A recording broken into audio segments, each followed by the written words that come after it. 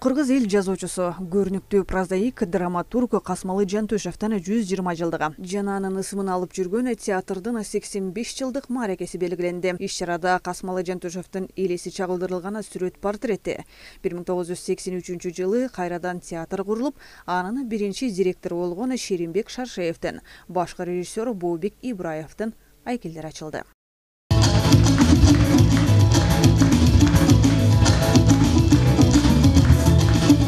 Маараке кут болсун. Анан бүгүн өтө сүйүнүчтүүбүз. Атабыздын айкели ачылып, Драм театрын иштеген кызматкерлерге рахмат. Ушул атабыздын эмгегин баалап, эскерип атканына.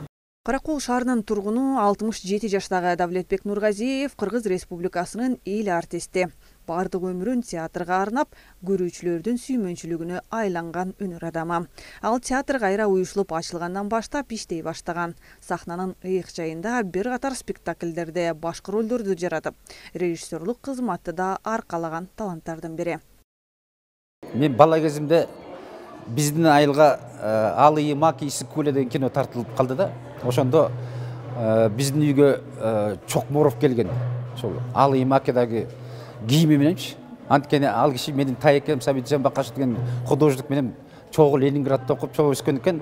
Ошо Таекем менен келип, биздин үйгө келип конок болгондо мен о киши жанында жүрүп, таң калуу менен карап, ушундай киши болсо деп суктанып калгам да. Анан 10 класс бүткөндөн кийин Бишкекке барып архитектурага тапшырып аткам. Анан бир күнү карасам, бир объявление илип туруптур, Москвада актер жана кино деген кесипке балдарды, кыздарды тандап атабыз деп. Анан шак оюма Чокморов келди. Өткөрүлгөн мааракеге Кыргыз Республикасынын Маданият, маалымат, спорт жана жаштар саясаты министринин орун басары Марат Тагаев, жергиликтүү бийлик өкүлдөрү менен театр сүйүүчүлөрү катышышты. Анда театрдын тарыхын баяндаган видео тасма көрсөтүлүп, театрдын чыгармачыл жааматынын аткаруусунда Курманбек спектакли коюлду.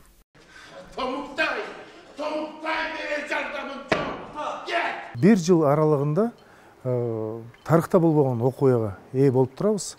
Эл аралык театралдык гран-при баш байгелери бул билесиздерби 5-10 жылда бир гран-приге ээ болбогон театрлар бар.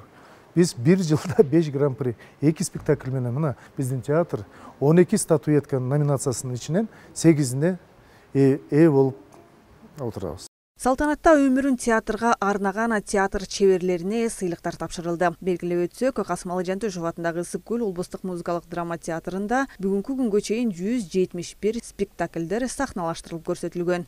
Ал эми 2 жыл ичинде эле Кыргыз Республикасынын эл жазуучусу, драматург Султан Раевдин Күн кармаган бала, Чыңгыз Айтматовдун Ак кеме спектакльдери чет өлкөлөрдө көрсөтүлүп, байгелүү сыйлыктарга ээ болгон.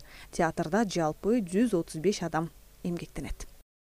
Алтынай Рыспай кызы, Алтынбек Исаев, Айбек Турдакунов, Ысык көл жаңылыктары үчүн Каракол шаарынан.